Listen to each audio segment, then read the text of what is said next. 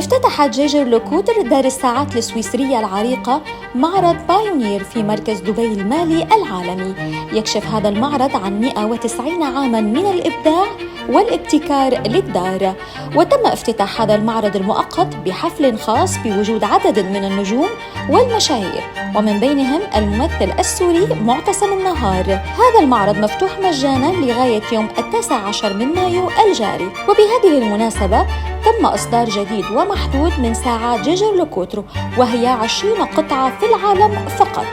وهذه القطع هي ساعة ماستر جراند كاليبر 948 المتميزة بخريطة العالم على الميناء.